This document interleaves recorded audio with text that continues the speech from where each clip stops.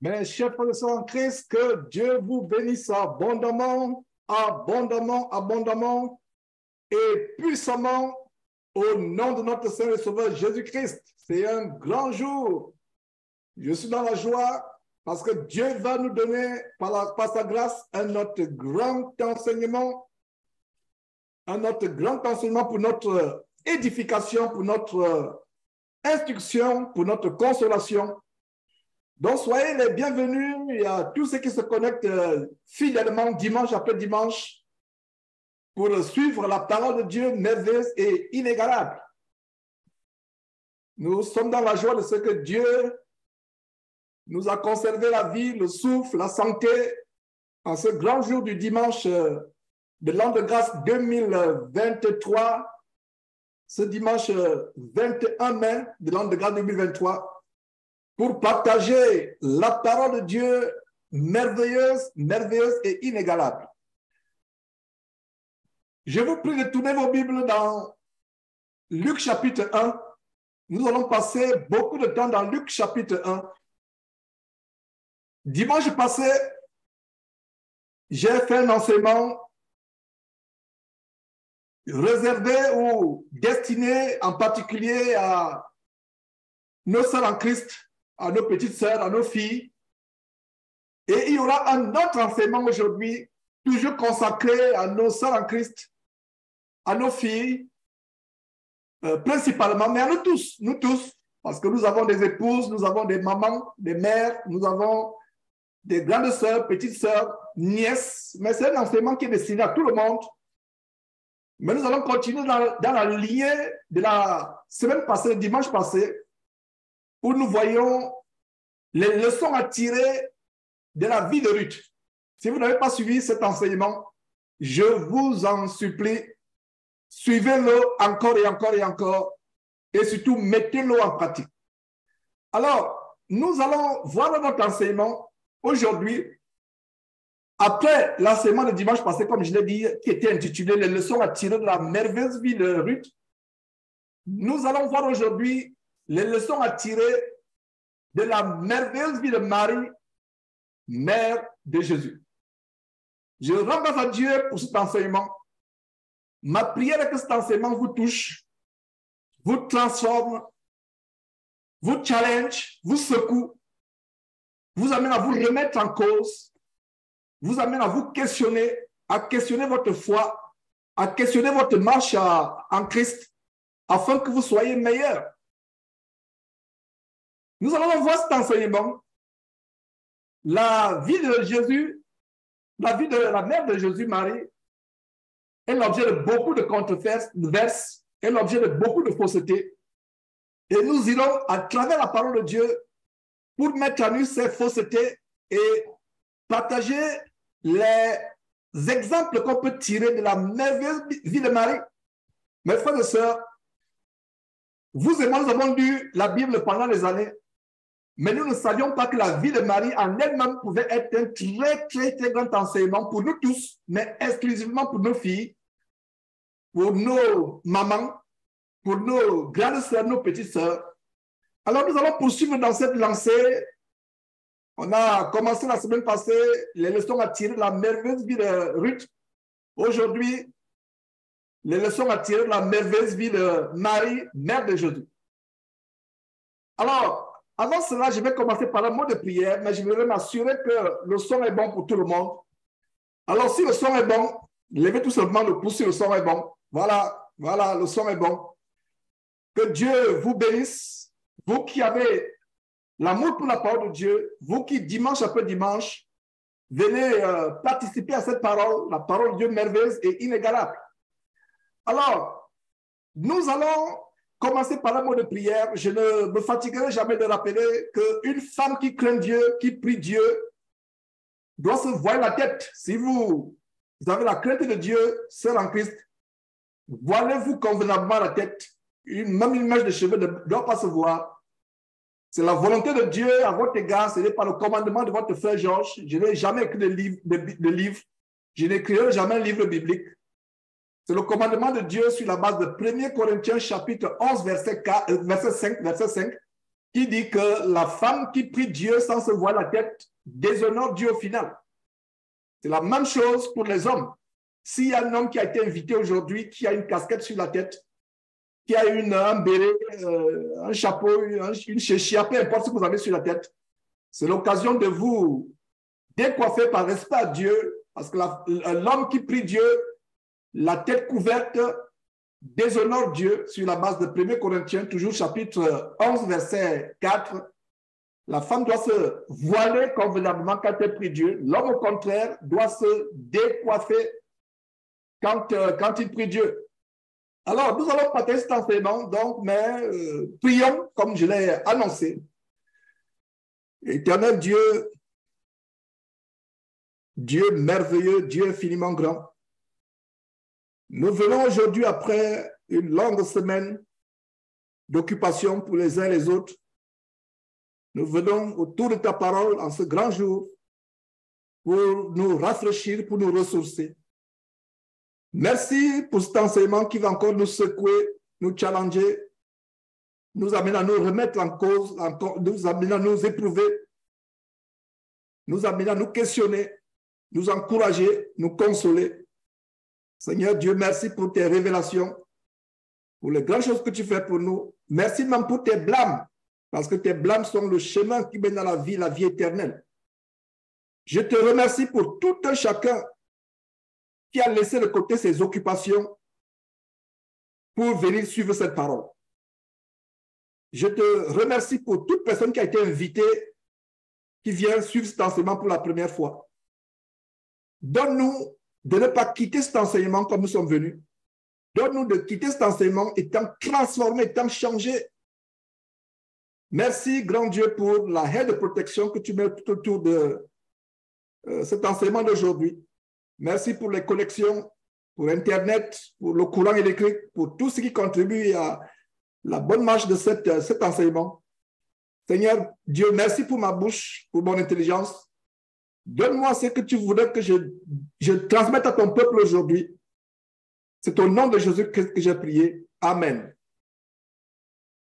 Alors, mes frères, nous allons partager cet enseignement merveilleux, les leçons à tirer de la vie merveilleuse de Marie. Marie, mère de Jésus-Christ. Marie, mère de Jésus-Christ. À titre d'introduction, je dirais ceci. La vie de Marie a été récupérée par le diable qui nous montre notre Marie. Vous voyez les images de Marie à gauche, à droite, dans les temples, dans les cathédrales, les chapelles. Ce n'est pas Marie de la Bible. La Marie des fausses religions, telles que l'Église catholique romaine, ce n'est pas la Marie de la Bible. Le diable a usurpé l'identité de Marie, mais derrière cette usurpation se cachent plutôt des principalités sataniques, des divinités, des démons, des déesses sataniques qui passent pour Marie. Et dans toutes les civilisations, nous avons différentes manifestations de cette soi-disant Marie, mais qui n'est qu'un démon. Dans l'Antiquité, chez les Grecs, on l'appelait Diane. Chez les Égyptiens, on l'appelait Isis. Chez les musulmans, on l'appelle Aïcha. Chez les catholiques, on l'appelle Notre-Dame. On l'appelle Immaculée Conception. On l'appelle la Vierge Marie, etc., etc. Les civilisations occultes dans l'Antiquité l'appelaient la Reine du Ciel. Ça n'a rien à voir avec Marie de la Bible. Nous allons voir aujourd'hui, par la grâce de Dieu, la vie d'une merveilleuse jeune fille par qui le Seigneur Jésus est venu sur terre. Une merveilleuse jeune fille. Ma prière, c'est que vous soyez concentrés, que vous priez intérieurement pendant que j'enseigne, afin de recevoir le meilleur de cet enseignement. Cet enseignement, par la grâce de Dieu, sera un des plus grands enseignements que j'ai donné au sujet de Marie. J'en parlais brièvement par le passé, mais aujourd'hui, je consacre un enseignement pour Marie, la mère de notre Seigneur Jésus, afin que nous en tirions, nous tous, hommes ou femmes, enfants ou parents, jeunes hommes ou vieillards, que nous en tirions des leçons, des grandes leçons, et surtout pour nos filles, nos petites sœurs en Christ, etc. Donc, commençons donc par avoir quelques fausses doctrines au sujet de Marie, des faussetés anti-bibliques inspirées par Satan au sujet de Marie. Première fausseté, première invention, première fable et légende au sujet de Marie, c'est que la vraie Marie, mère de notre Seigneur Jésus-Christ, n'est pas restée vierge toute sa vie. Elle n'est pas restée vierge. Aujourd'hui, les catholiques, par exemple, et j'ai passé la première partie de ma vie presque, environ 20 ans ou 19 ans, dans la abominable religion catholique. On présentait Marie comme une femme qui est restée éternellement vierge. Et quand vous questionnez cela, vous dites, mais comment Marie est demeurée vierge après avoir enfanté le Seigneur Jésus? On vous disait, non, c'est un mystère. Vous acceptez ça comme cela. Nous ne pouvons pas accepter cela comme cela parce que la Bible nous montre la vraie Marie. La vraie Marie n'est pas restée vierge toute sa vie. Elle a eu d'autres enfants après Jésus. Jésus, c'est l'enfant premier-né. Ce serait illogique que Marie soit demeurée vierge après avoir enfanté. Ce n'est pas possible, n'est-ce pas? Donc, nous voyons en Marc chapitre 6, notez en passant, c'est l'introduction de cet enseignement. Nous voyons en Marc chapitre 6, par exemple, vous pouvez lire rapidement, notez tout ça, vous allez lire après. Les gens se posent la question, en Marc chapitre 6, verset 3, n'est-ce pas Jésus le charpentier, le fils de Marie, le frère de Jacques, Joseph, de Jude et de Simon? Et ces sœurs ne sont-elles pas parmi nous? Voilà la vraie Marie. La vraie Marie a eu au moins 7 enfants. Au moins. Comptons-les. Jésus 1, Jacques 2, Joseph 3, Jude 4, Simon 5. Ça fait 5 garçons, n'est-ce pas? Et ses sœurs plurielles, donc ça veut dire qu'il y a combien? Au moins 2 sœurs. Donc, Marie a eu au moins 7 enfants. 5 garçons sont énumérés dans la Bible. Je reprends. 5 garçons. Notre Seigneur Jésus, l'aîné. Après, il y a Jacques, ça fait 2. Après, il y a Joseph, ça fait 3. Après, il y a Jude, ça fait 4. Après, il y a Simon, ça fait 5. Donc, 5 garçons. Et le verset continue en disant ses sœurs. Donc, ses sœurs, c'est pluriel. Quand on dit ses sœurs, ça veut dire qu'il y a au moins 2 sœurs. Alors, 5 plus au moins 2 sœurs, ça veut dire que Marie a eu de nombreux enfants, au moins 7 au total. Au moins 7. Nous devons suivre non pas les traditions des hommes, mais la parole de Dieu. Voilà un verset qui pourra peut-être aider les catholiques comme anciens catholiques à sortir de cette abomination et à suivre la vraie Marie. Donc la vraie Marie a eu d'autres enfants et nous venons de voir ces enfants, nous venons de les énumérer. 5 garçons, 5 hommes et au moins 2, on dit ses sœurs, on n'a pas énuméré les sœurs. Donc imaginez que Jésus avait eu 5 sœurs, Marie avait eu 5 filles. Donc ça veut dire que Marie avait eu 10 enfants, mais elle a eu au moins 7 enfants.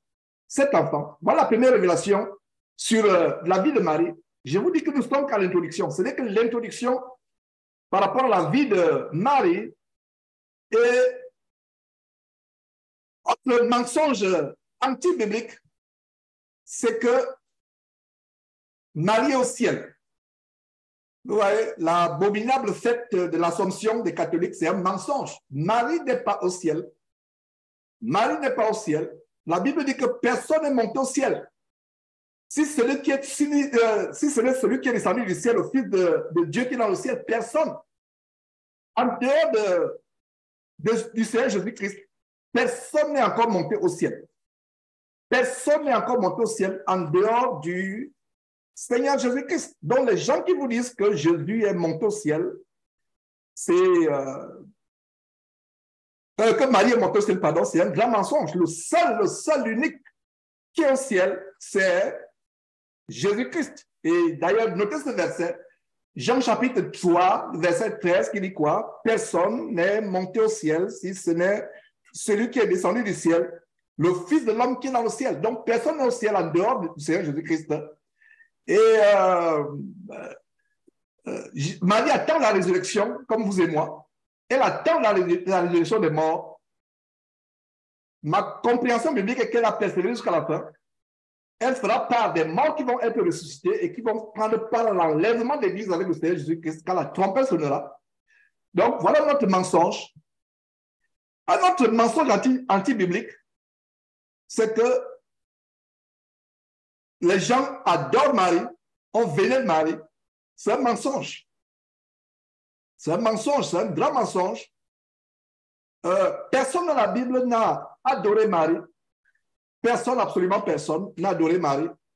Dans la Bible doit être notre modèle.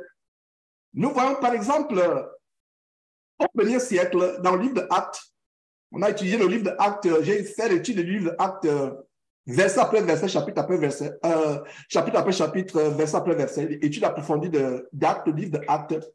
Donc, qu'est-ce que nous voyons?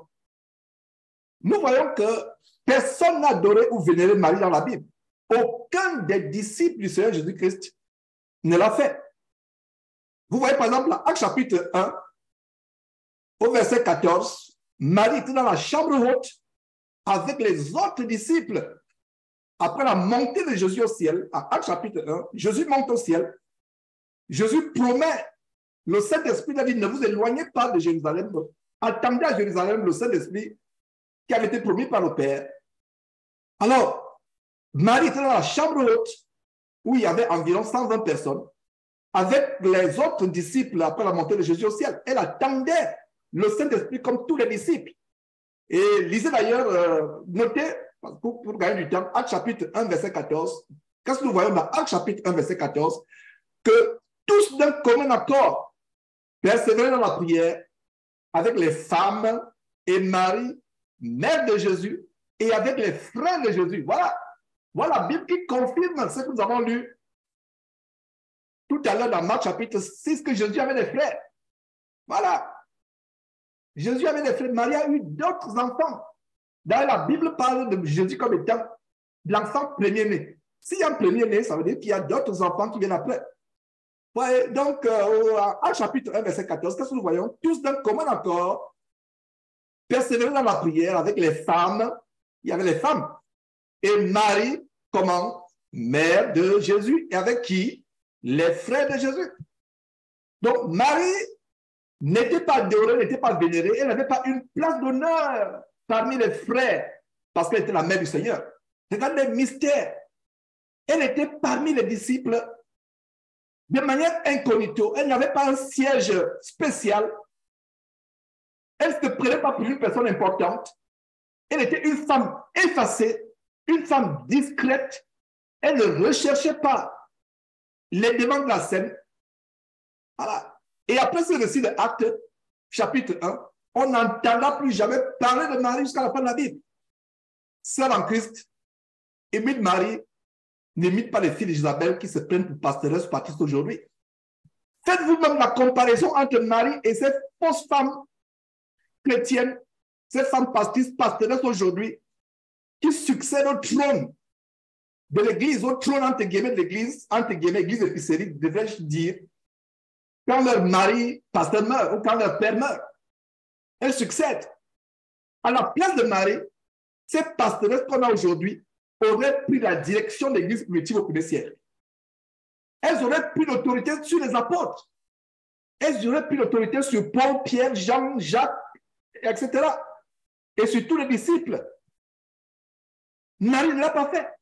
Est-ce que vous voyez la différence, mes frères et sœurs, entre la vraie Marie de la Bible que les gens adorent. Et vous voyez les photos de Marie avec l'enfant. Et il y a aussi les images de divinités de l'Antiquité où il y a une femme portant un enfant. C'est une contrefaçon. Donc, regardez, nous sommes sur le point, cette introduction nous amène petit à petit à découvrir la merveilleuse vie de Marie. La merveilleuse vie de Marie. Marie était effacée. Celle en Christ soit effacée. Quand on dit que la femme doit garder le silence dans l'église, les femmes se rebiffent. Elles disent, mais comment ça on va garder le silence? Voilà Marie. Avez-vous lu dans le livre de Actes que Marie, c'est elle qui prenait le micro? Bon, il n'y avait pas le micro à l'époque, je vais prendre qui prenait comment ils appelaient ça? La corde pour crier, avertir les gens. Non, elle était réservée, effacée. Voilà un autre caractère de Marie que nous avons. Elle était effacée. Elle n'avait pas un trône à part. Les apôtres ne lui donnaient pas une place particulière parce qu'elle était la mère de Jésus. Mais regardez comment nous sommes arrivés, nous, aujourd'hui, tellement loin. On fait exception de personnes. Aujourd'hui, les chrétiens d'aujourd'hui auraient fait un trône à part dans l'assemblée pour Marie. Regardez ce temple. Le pasteur a sa place à part. Maman pasteur, ils ont une place à part. Imaginez-vous la mère de Marie, celui par qui notre Seigneur Jésus est venu sur terre. Il n'a pas de place spéciale. Elle n'a pas de place spéciale, pardon, dans l'église. Elle est comme tout le monde. Et on parle d'elle à Actes chapitre 1 en passant. En passant, on parle d'elle en passant. Regardez les raisons encore, ce n'est qu'un verset. En passant, dans tout le livre d'Actes, Marie apparaît une seule fois. Le nom Marie, une fois. Pourtant, le livre d'Actes, c'est le livre qui nous montre comment l'église primitive est née, comment elle a évolué, comment elle a progressé. Et dans tout le livre de l'église primitive, Marie est mentionnée combien de fois? 2 fois? Non! Marie est mentionnée une fois dans Actes chapitre 1, verset 14, et après on ne parle plus jamais de Marie. Celle qui a porté le Seigneur Jésus pendant 9 mois au moins dans le ventre. Mais regardez comment aujourd'hui on adore Marie, on lui chante des cantiques, on lui fait des prières. Et je vais revenir d'ailleurs sur une prière abominable, à savoir, je vous salue Marie, qu'on nous faisait réciter. On loue Marie, on vénère Marie. Les disciples dans la Bible n'ont pas vénéré Marie. Relisons encore cela. Chapitre 1, verset 14. Tous d'un commun accord, tous les disciples, après la montée de Jésus au ciel, tous d'un commun accord faisaient quoi? Persévéraient dans la prière avec les femmes et Marie, mère de Jésus, et les frères de Jésus. Point final. Une fois dans le livre d'Actes, et dans toute la Bible, dans les épîtres, Paul ne parle pas de Marie. Jacques ne parle pas de Marie dans son épître. Pierre dans ses épîtres ne parle pas de Marie. Le livre d'Hébreux ne parle pas de Marie. Pierre dans ses épîtres ne parle pas de Marie. Mes frères et sœurs, Marie n'avait pas une place d'honneur parmi les frères. Elle n'était pas vénérée, elle n'était pas adorée. Elle n'avait pas un trône spécial. On ne venait pas se prosterner devant elle. Oh, mes frères, surtout mes sœurs, imitez la discrétion de Marie. Une femme réservée, une femme discrète, une femme effacée, qui ne cherchait pas les devants des projecteurs. Faites-vous la comparaison entre cette Marie, que je vous présente, la vraie Marie, et les pastoresses aujourd'hui. Ces femmes qui sont habillées comme des Jézabel qui prennent le devant de la scène. Vous voyez, on n'a même pas commencé l'enseignement, que nous voyons déjà une leçon. Que nous voyons déjà une leçon. Et aussi quoi? Jésus, après être monté au ciel, n'a pas laissé sa mère comme chef de l'Église. Jésus n'a pas laissé sa mère comme chef de l'Église. Aujourd'hui, on pense que Marie, certaines religions pensent que Marie est la porte du ciel. Ça, c'est la fausse Marie, c'est la Isis des Égyptiens, c'est la Aïcha des musulmans. C'est la reine du ciel, Notre-Dame des catholiques. Mais la vraie Jésus, la vraie mère de Jésus, excusez-moi, la vraie mère de Jésus dans la Bible, la vraie mère de Jésus, que je vous montre aujourd'hui, n'était pas vénérée. Jésus ne l'a pas laissée comme étant la cheftaine ou la chef de l'Église. Regardez ce que Jésus dit de sa mère, étant sur la croix. Étant sur la croix. Lisons cela, mes frères et sœurs, et c'est par là où on va finir l'introduction. avant de commencer dans Luc chapitre 1, que je vous ai annoncé en début d'enseignement. Et je salue tous ceux qui sont connectés sur Telegram. Et, je suis vraiment content depuis que les frères en Afrique peuvent suivre ces émissions en direct sur Telegram, en audio. Malheureusement, ce n'est que l'audio. On va voir si on peut faire aussi la vidéo plus tard, mais l'audio, c'est bien. Alors, Jésus n'a pas laissé sa mère comme étant cheftaine de l'Église. Regardez ce que Jésus dit étant sur la croix. Jean chapitre 19, Jésus sur la croix, qu'est-ce qu'il dit? Verset 25. Près de Jésus, près de la croix de Jésus, nous sommes à Jean chapitre 19, verset 25. Près de la croix de Jésus se tenait sa mère et la sœur de sa mère, Marie, femme de Clopas, et Marie de Magdala. Voilà une révélation ici. Nous avons la révélation que Marie avait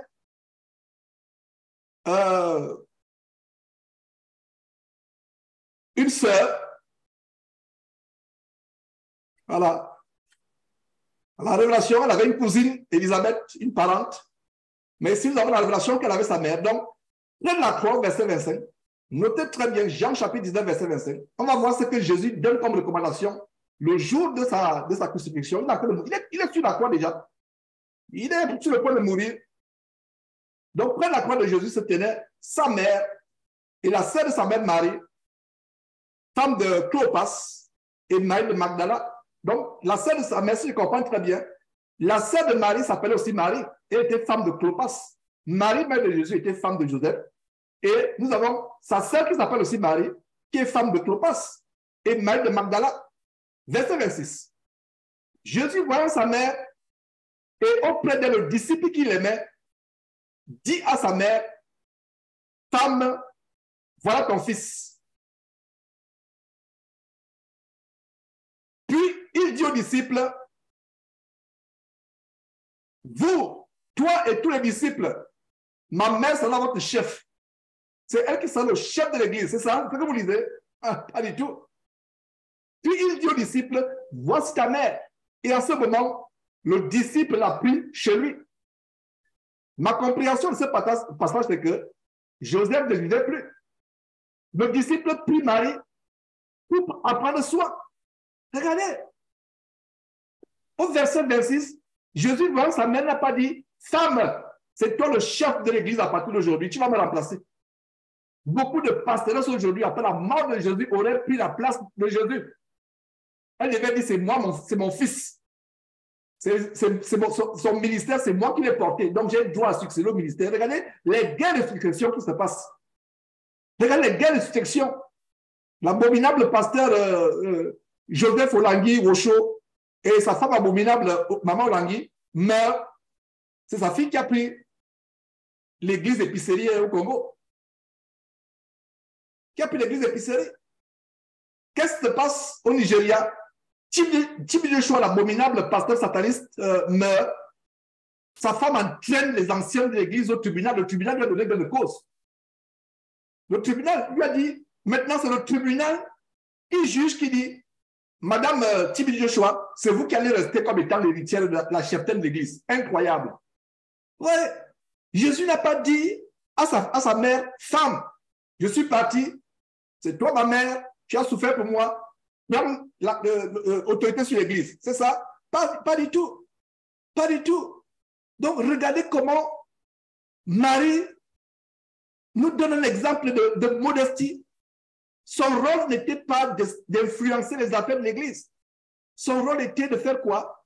D'être effacée, d'être discrète. Et après la mort de son mari, Joseph, elle n'avait personne pour s'occuper d'elle. Et Jésus dit à ses disciples qu'il aimait, il dit à ses disciples, voilà ta mère, à partir d'aujourd'hui, prends-la comme ta mère. Ne la prends pas comme étant la chef de l'église, la cheftaine de l'église, prends-la comme ta mère. Et dès ce moment, le disciple prit Marie chez lui. Et on n'entend plus parler de Marie. après le livre d'Actes de ce que je vous ai dit tout à l'heure, on n'entend plus parler de Marie. Vous voyez, mes frères et sœurs, comment nous sommes tombés tellement loin de l'évangile. Et je suis content pour ces enseignements du dimanche qui nous permettent de recadrer les choses, qui nous permettent d'avoir la saine doctrine. Que Dieu soit loué pour ces enseignements, qui nous permettent d'avoir la vraie doctrine, la saine doctrine. Quel bonheur! Mes frères et sœurs, je ne sais pas connaître de vous. Mais quand je reçois l'évangile pur, quand je lis la parole de Dieu originale pure, la joie que ça procure dans mon cœur. Comment les gens peuvent aimer le mensonge? Comment les gens peuvent aimer la fausseté? Aujourd'hui, nous allons voir la vraie Marie. Alors, tout dans le Bible, dans Luc chapitre 1er, nous allons voir les grandes révélations au sujet de la merveilleuse vie de Marie. On a déjà commencé à voir le caractère effacé, humble de Marie, effacé. Sœur en Christ, sois effacée. N'aime pas t'exposer. Sois discrète. Sœur en Christ, sois comme Marie. Sois discrète. Alors, c'est là que le début, c'est là que l'introduction, nous allons plonger en profondeur. Vous voyez, les gens qui font la plongée sous-marine, ils vont c'est exactement ce qu'on va faire aujourd'hui. On va faire la plongée sous-marine bibliquement parlant pour aller voir, explorer, sortir au grand jour les grandes révélations qui ont été cachées pendant des années au sujet de Marie. Je vous assure qu'un catholique suit cet enseignement, s'il aime vraiment Dieu, s'il cherche Dieu, il ne sera plus catholique. Il ne sera plus, parce que c'est chapitre et verset de la Bible. Alors, allons voir la vie de Marie, mes frères et sœurs. Allons voir la vie de Marie. J'ai dit quoi? Luc chapitre combien? Luc chapitre 1er, le tout premier chapitre. Alors, qu'est-ce que nous voyons? Lisons à partir du verset 28. Au 6e mois, quel mois? 6e mois. Au 6e mois, l'ange Gabriel fut envoyé par Dieu dans une ville de Galilée appelée Nazareth. C'est la région de la Palestine aujourd'hui. Une ville de Galilée appelée comment? Nazareth. Verset 27, auprès d'une vierge. Auprès de qui? Une vierge, soulignez vierge.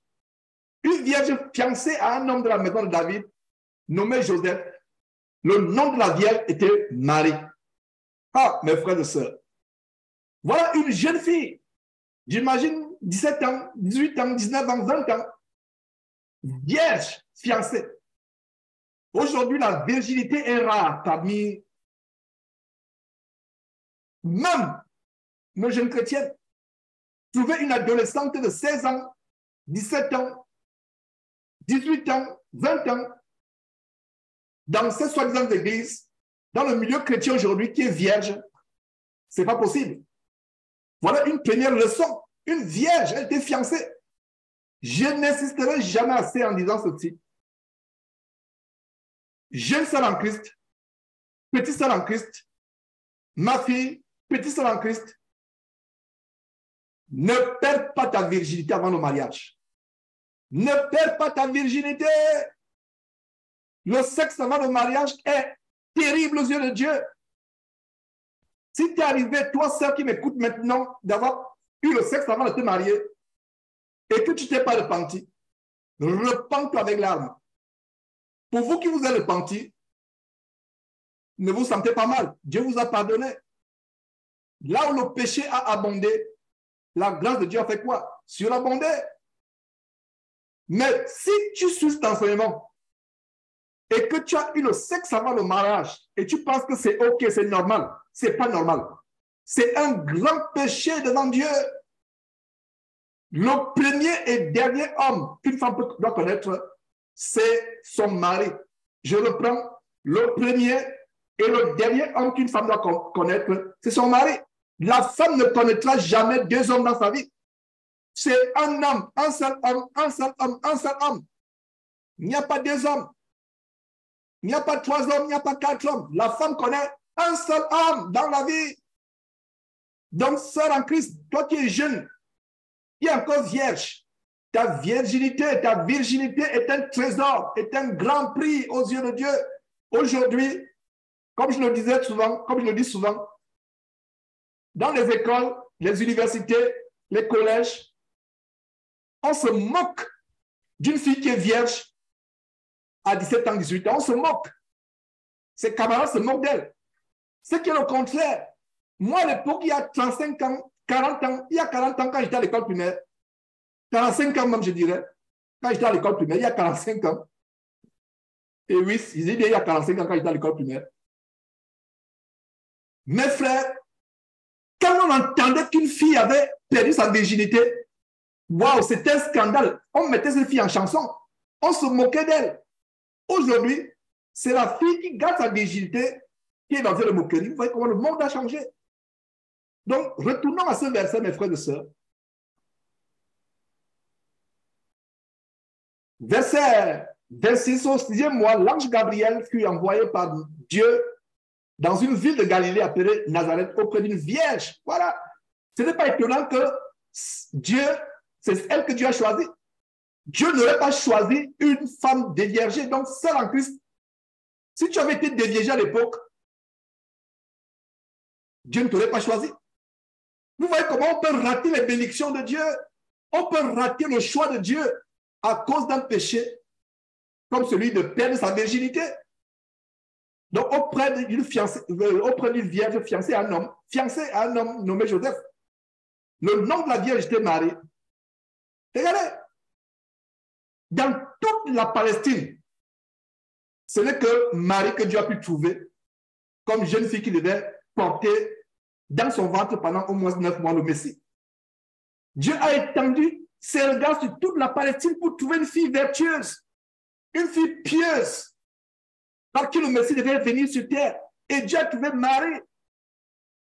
Que cela soit pour toi, jeune fille, un encouragement. Un encouragement. Et pour les Juifs, c'était quelque chose de tellement grand. Les Juifs attendaient la venue du Messie. Et toute femme juive, celle qui avait été instruite dans la loi de Moïse, dans les prophéties de l'Ancien Testament, toute femme juive souhaitait qu'elle serait celle par qui le Messie viendrait sur terre.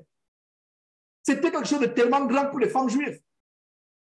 Toute femme juive désirait être celle par qui le Messie devait naître sur terre. Mais c'est Marie qui est choisie dans toute la Palestine. Pour ne pas dire sur toute la terre. Sur toute la terre, c'est Marie. Pourquoi Marie?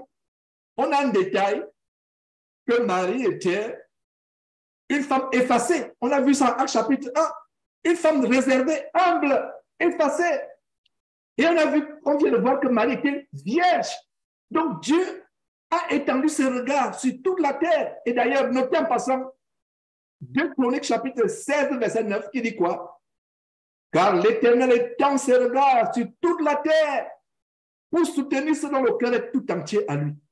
Donc Dieu regarde sur toute la terre pour voir s'il y a quelqu'un qui est droit, s'il y a quelqu'un qui est pieux, vertueux. Et nous avons aussi Somme 33, verset 13, qui dit quoi? L'Éternel regarde du haut des cieux, il voit tous les fils de l'homme, il regarde. Regardez la parole de Dieu, Somme 33, verset 13. Vous pensez que quand vous péchez secrètement, quand vous, jeune homme, vous allez sur Internet la nuit, suivre les saletés, la pornographie, Dieu ne te voit pas. Tu te trompes si tu penses que Dieu ne te voit pas. Dieu te voit très bien même. Il te voit, il est là et il est triste. Il enlève sa protection de toi. Et tu raccourcis ta vie. Ceux qui veulent vivre longtemps sur terre, jeune homme, si tu veux vivre longtemps, obéis à Dieu, obéis à sa parole, obéis à tes parents. Tu auras une vie heureuse et tu vivras longtemps sur terre, si tu veux vivre longtemps sur terre. Regardez.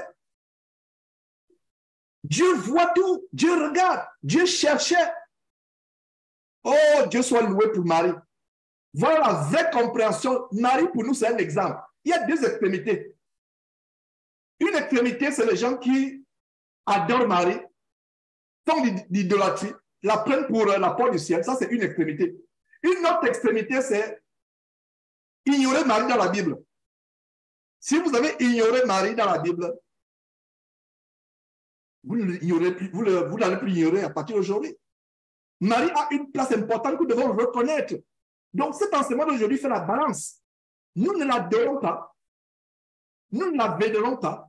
Seul Dieu et son Fils Jésus qui sont dits de vénération. Même les anges ne se prosternent pas devant les anges.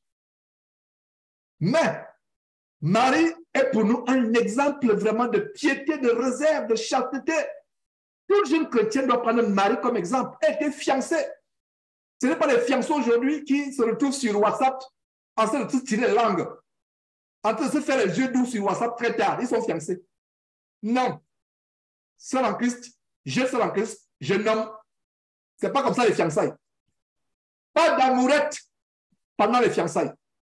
Les fiançailles, c'est le temps où vous présentez à Dieu ce grand projet, de cette grande alliance, l'alliance du mariage. Il n'y a pas d'amourette pendant les fiançailles. Il n'y a pas de cajolerie pendant les fiançailles. Il n'y a même pas de blagues. Vous allez sur WhatsApp et vous commencez à faire les choses. Ça, c'est la fornication. Le seul moment où il y a l'intimité entre un homme et une femme, c'est dans le mariage. Beaucoup de soi-disant fiancés aujourd'hui dans le corps de Christ vivent plutôt la fornication. C'est plutôt la fornication. Ouais, c'est la fornication, ce n'est pas les fiançailles. Il n'y a pas de sexe. Vous ne vous attrapez même pas pendant les fiançailles. Vous ne vous attrapez pas. Et normalement, dans le corps de Christ, si les choses se passaient comme au 1er siècle, les fiançailles sont supervisées par les parents chrétiens. Les parents chrétiens marient leurs enfants avec les parents d'autres chrétiens. Ce n'est pas, c'est au milieu des chrétiens qu'on se marie. Cette histoire, il y a les frères et sœurs qui disent, oh, frère, Georges, j'ai rencontré un fiancé. Tu l'as rencontré où? Je l'ai rencontré à l'université. Il prie. Ah oui, il va chez Joel Osteen à Houston. Il est chrétien. Comment ça, il est chrétien, il va chez Joel Osteen? Joel Osteen, c'est un marabout, c'est un sorcier, c'est pas un pasteur. Vous voyez?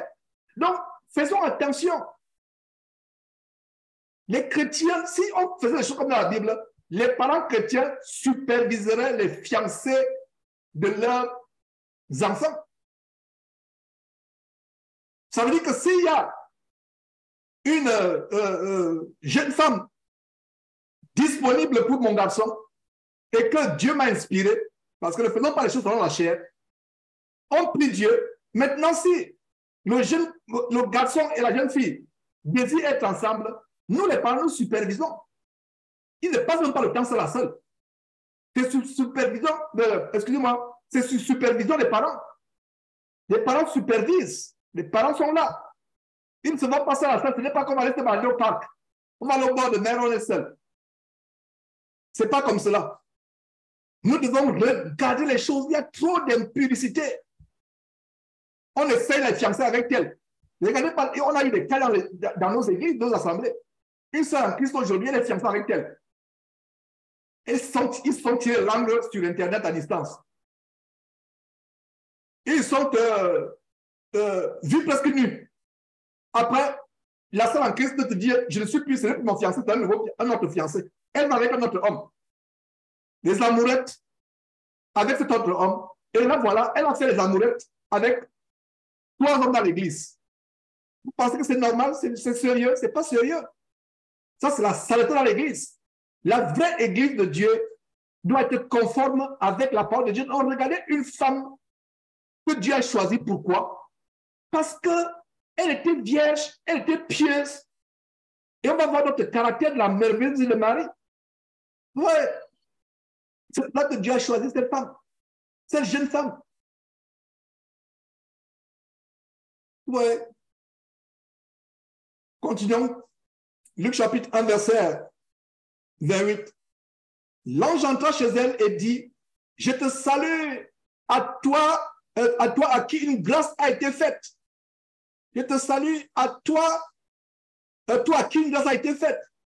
Le Seigneur est avec toi. Je te salue. Je disais tantôt que j'allais ouvrir une parenthèse sur la prière des catholiques. Vous qui n'avez pas été catholique, vous ne pouvez pas comprendre. Mais pour ceux qui ont été catholiques comme moi, ou pour tout catholique qui suit, il y a une prière qu'on faisait réciter. Je vous salue Marie. Je vous salue Marie, pleine de grâce, le Seigneur avec toi, etc., etc., etc. Vous voyez, je me rappelle de cette prière.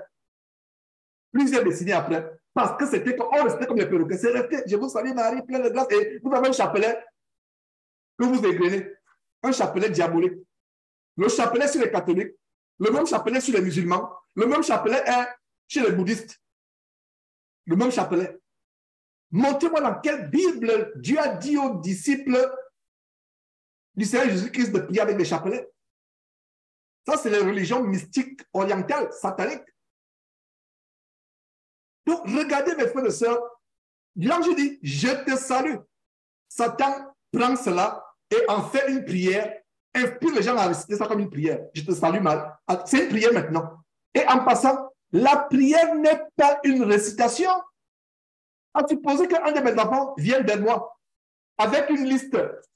Il veut peut-être aller un week-end, aller pêcher. Il vient avec une feuille. Il commence à dire, papa, bonjour, j'aimerais aller pêcher avec toi. Me donnes-tu la permission d'aller pêcher avec toi ce week-end? Serais-tu disponible? Voilà ce que je voulais dire. Il ferme il met la feuille dans la feuille met dans la poche et il s'en va. Cet enfant, je vais chasser ce démon de lui. Il aura besoin de délivrance ce jour-là.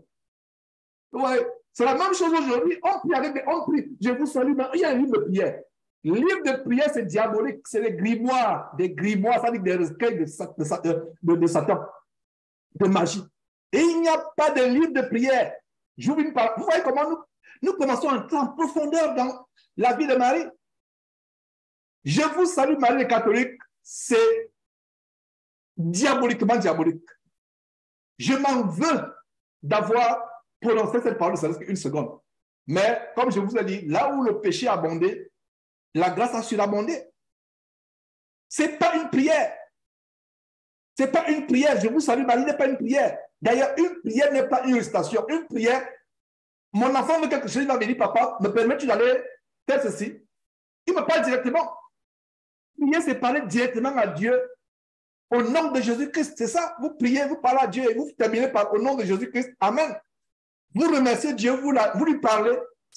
Il n'y a pas de livre de prière, il n'y a pas de livre de prière. Et les catholiques en ont. Il y avait une prière avec laquelle on se baladait qui s'appelait l'oraison de Charlemagne. L'oraison de Charlemagne. On disait que cette prière devait nous protéger de tout accident, de tout sorcier. Et avant de dormir, il fallait prier cette prière, mettre sur l'oreiller. C'est la magie. C'est la sorcellerie inconsciente qu'on faisait, c'est la magie qu'on faisait. Et avec une prière, c'est la magie. Vous ne priez pas avec un recueil. Même les psaumes, il y a des chrétiens qui disent, je prie, j'ouvre les psaumes et je commence à arrêter les psaumes. Non, c'est aussi la magie. Prier, c'est adresser la parole à Dieu, ouvrir ta bouche et parler à Dieu. Tu peux le faire à haute voix. Si tu es seul, fais-le dans le cœur. Ouais. Verset 29. Verset 28 à nouveau. L'ange entra chez elle et elle dit, je te salue, toi à qui une grâce a été faite, le Seigneur avec toi. Regardez l'humilité de Marie. Marie ne s'est pas bombée la poitrine en disant, ah, moi je savais depuis que le Seigneur est avec moi. Je savais, tu ne m'apprends rien. Je sais que le Seigneur est avec moi depuis. Je sais.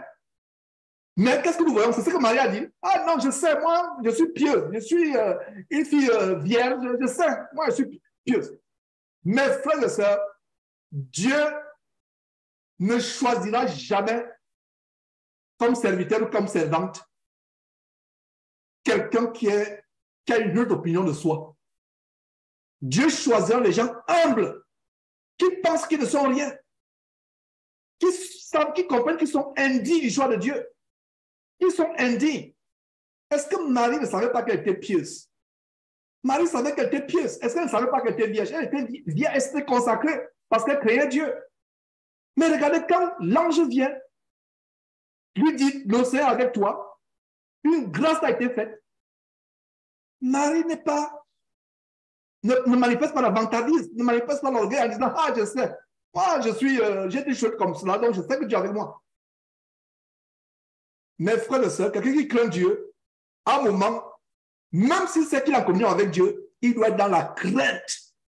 Il doit être dans la crainte. Tu te dis, est-ce que je suis même digne? Je suis vraiment digne de la grâce de Dieu. Dieu ne choisira jamais quelqu'un pour le servir, un véritable serviteur de Dieu, si la personne est orgueilleuse. Si la personne a une autre opinion de soi-même, regardez Marie, Marie est humble. Elle est tellement humble. Une humilité que nous devons imiter. Le verset 29 nous dit même qu'elle est troublée. Elle est troublée. Troublée par cette parole. Quelle parole? Relisons la parole qui trouble Marie. Quelle parole la trouble? Je te salue. Toi, à qui une grâce a été faite. Le Seigneur avec toi. Beaucoup de chrétiens n'auraient pas été troublés par cette parole. Ils se seraient bombés la partie. Ah, moi, je savais. Je ne suis même pas surpris. Non. Mais elle est troublée. Troublée par cette parole. Nous venons de dire la parole. La parole n'est pas que tu vas mourir dans 5 jours. Non. La parole est simple. Je te salue. Toi, à qui une grâce a été faite, le Seigneur avec toi. Et on voit que c'est cette parole qui l'a troublée. Donc, elle se dit, est-ce que je suis vraiment digne de la grâce de Dieu? Est-ce que je suis vraiment digne qu'un ange apparaisse dans ma maison? Est-ce que je suis vraiment digne, malgré le fait que mon mari, je suis vierge, mon mari, je n'ai jamais commis quelque chose de mauvais. Je suis fiancé à un homme, il n'y a pas d'amour tant que nous. Je suis pieuse, je crains Dieu, mais je ne pense pas être digne. Donc, elle est troublée par cette parole. Marie se demandait ce que pouvait signifier une telle salutation. Verset 30. L'ange lui dit, ne crains pas Marie, car tu as trouvé grâce devant Dieu. Ne crains pas Marie, car tu as trouvé grâce devant Dieu. Mes frères et sœurs, cette phrase doit être un encouragement, un très grand encouragement pour vous et moi, à savoir que, tout comme Marie, nous chrétiens avons trouvé une grâce devant Dieu. Le monde a, soi-disant, ils disent que nous sommes 7 milliards d'habitants. Et parmi les 7 milliards, il y a environ 700 millions de soi-disant chrétiens, faux chrétiens dans ces églises qui ne sont pas chrétiens. Mais vous et moi, dimanche aujourd'hui, nous sommes réunis. Nous sommes combien? Ils n'ont pas su que nous sommes 100 en train de suivre la parole de Dieu. La vraie parole. Combien sont dans le monde des chrétiens qui peuvent suivre cette vraie parole? Donc, c'est un encouragement pour vous et moi à savoir que, tout comme Marie, Dieu nous a fait une grâce. Nous avons trouvé grâce devant Dieu. Donc, cessez de vivre en vous sous-estimant. Quand vous sous-estimant, cessez de vivre en pensant que vous êtes moins que rien, que vous ne valez rien. Un chrétien a toute la puissance de Dieu en lui. Mais cela ne doit pas nous amener à nous enorgueillir. Faites attention. Nous devons faire comme Marie, dans l'humilité, dans la crainte. Vous voyez? Une grâce nous a été faite. Que cela soit un encouragement pour toi, sœur, pour toi, frère. Que la même grâce qui a été faite à Marie, c'est la même grâce qui t'a été faite. Ne vis pas comme si tu étais moins que rien. Dans ce monde, effectivement, physiquement, nous sommes moins que rien. On pense qu'on est minable, on pense qu'on est rien. Mais sur le plan spirituel, nous sommes grands. C'est une grâce, le monde ne peut pas comprendre. Donc, toi, ma soeur, toi, mon frère, à partir d'aujourd'hui, ne te sous-estime plus. Surtout sur le plan spirituel. Regardez, entre parenthèses, Éphésiens chapitre 1, verset 3. Qu'est-ce que nous voyons, Éphésiens chapitre 1, verset 3, ici, en passant, béni est Dieu, béni soit Dieu, le Père de notre Seigneur Jésus-Christ, qui nous a bénis, temps passé, qui nous a bénis de toutes sortes de bénédictions spirituelles dans les lieux célestes. Voilà, exactement comme Marie, voilà ce que nous avons reçu. Dieu nous a bénis de toutes sortes de bénédictions spirituelles dans les lieux célestes. Verset 4, toujours Éphésiens chapitre 1, verset 4, je le cite en passant. En lui, Dieu nous a fait quoi? Dieu nous a élus, choisis avant la fondation du monde. Donc, de même que Marie a été choisie, vous et moi, nous avons été choisis aussi. C'est une grâce. Parmi les milliards de personnes au monde, Dieu vous a choisi, vous et moi. Prenons ce choix au sérieux. Toi, enfant, qui ne veux toujours pas être chrétien, tu es né dans une famille chrétienne. Regarde les milliards de familles à travers le monde. Mais c'est dans ta famille que tu es né. Et tu vas te moquer de ta mère qui est chrétienne. Tu vas te moquer de ton père qui est chrétien. Rends grâce à Dieu de ce que sur toute la terre, Dieu s'est manifesté dans cette famille. Il t'a donné des parents chrétiens. Dieu s'est manifesté dans ta vie et t'a fait devenir chrétien. C'est une grâce immense. Regardez sur toute la Palestine, c'est Marie qui est choisie. Aujourd'hui, sur tout le monde entier, c'est vous et moi réunis ce dimanche qui sont choisis. Qui sont choisis Donc, Éphésiens chapitre 1, verset 4 en passant, en Jésus-Christ, Dieu nous a élus avant la fondation du monde, afin que nous soyons saints et irrépréhensibles devant lui. Voilà pourquoi nous avons été choisis. Pour être à part, irrépréhensibles, que nous ne vivions plus selon le train de ce monde, ténébreux, pervers, pollué, corrompu. Voilà comment nous avons été choisis. Pour être à part, une race élue, un saint sacerdoce de Dieu, l'église véritable de Dieu, pure, non contaminée, non polluée. Voilà la grâce qui nous a été faite. Marie a été les prémices de cette grâce. Marie a été les prémices de cette grâce. Il veut dire que la première personne à avoir cette grâce, Marie, l'ange est venu dire qu'une grâce a été, tu as trouvé grâce devant Dieu. Et aujourd'hui, nous avons aussi trouvé la même grâce devant Dieu. Dieu nous a choisis.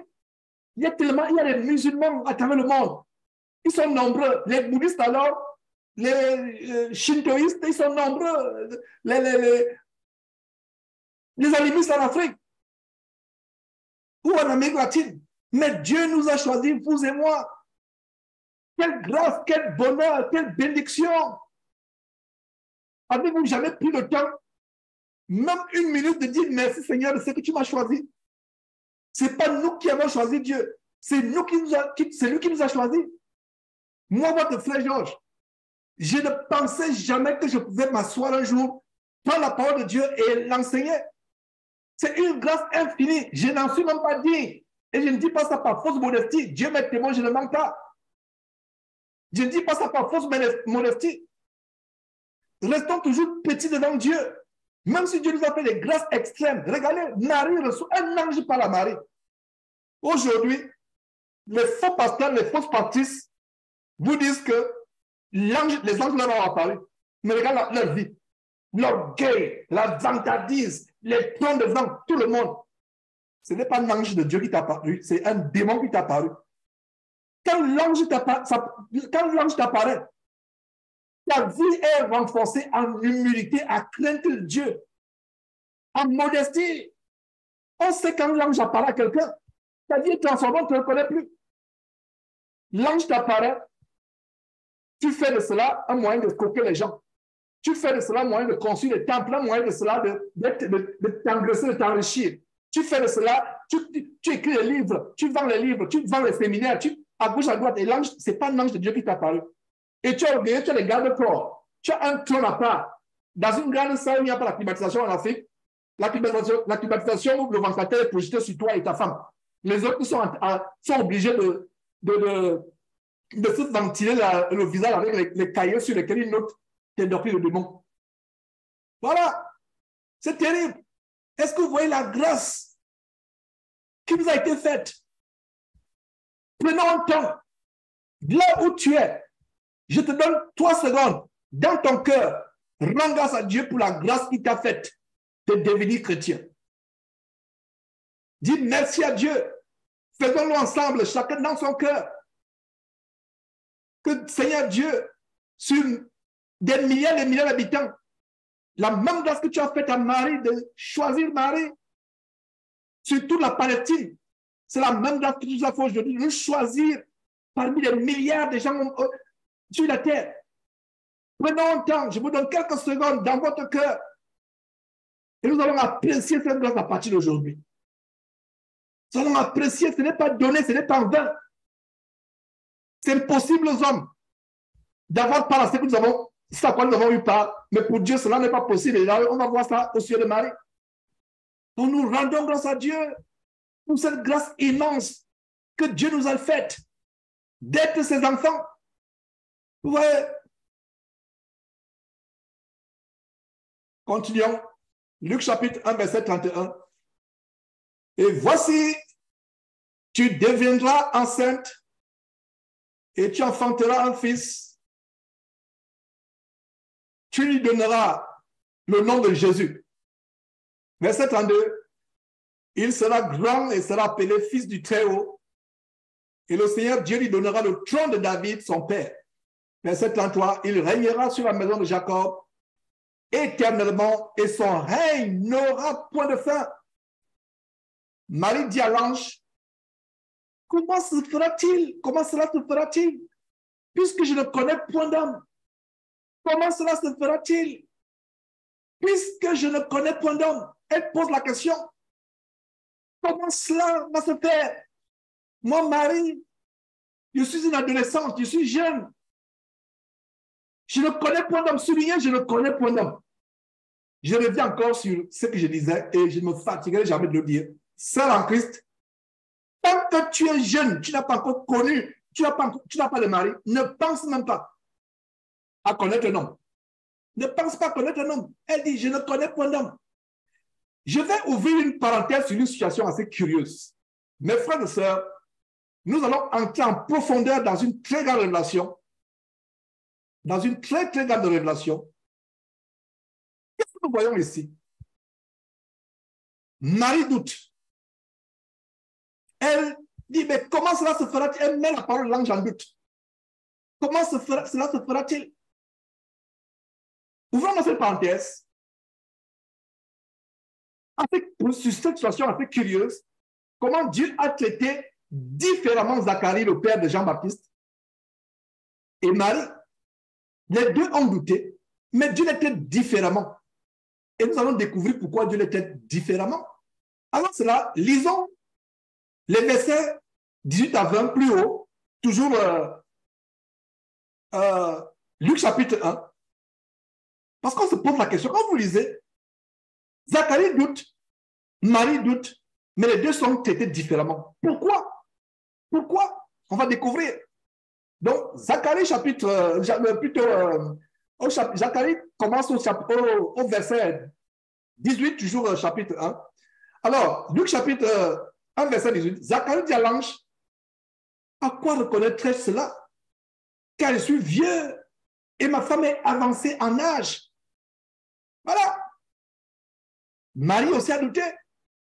Donc, au verset 18, Zacharie dit à l'ange, à quoi reconnaîtrais-je cela? Parce que l'ange était venu dire à Zacharie que malgré ton âge avancé et ta femme, vous aurez un enfant. Il n'avait pas d'enfant.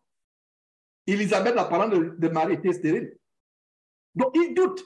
Mais à quoi je vais reconnaître cela car je suis vieux et avant ton âge? Verset 19, l'ange lui répondit, je suis Gabriel. Voilà.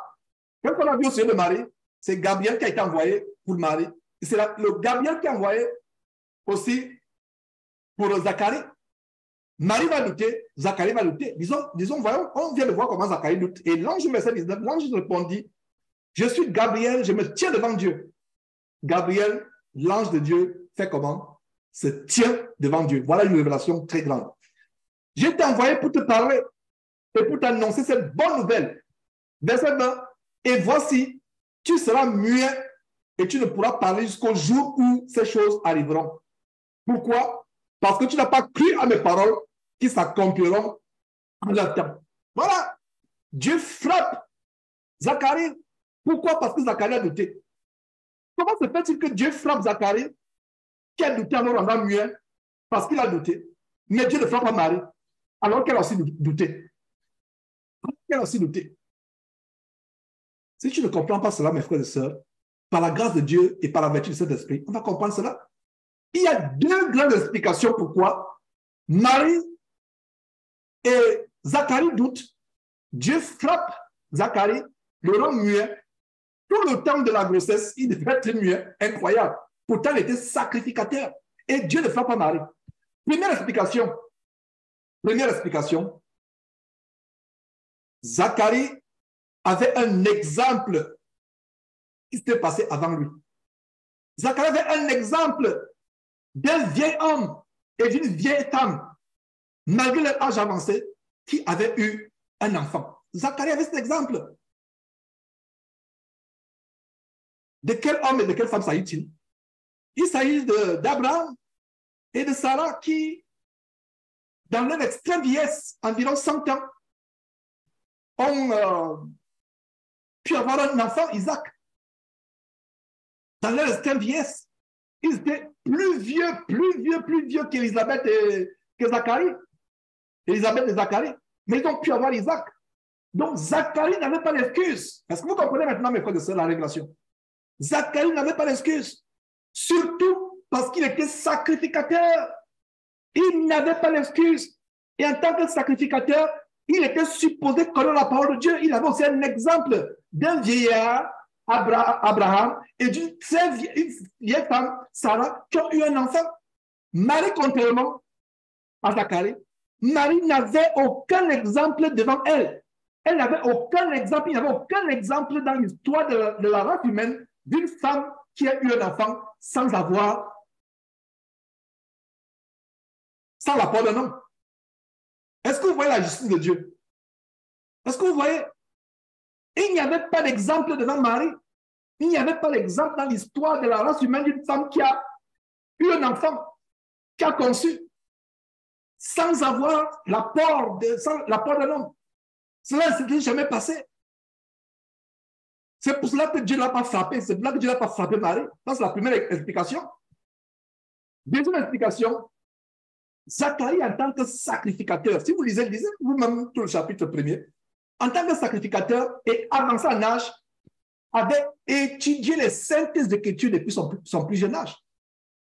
Il était supposé être mature dans la foi et instruit dans la parole de Dieu dans les saintes écritures. Alors que Marie était tellement jeune.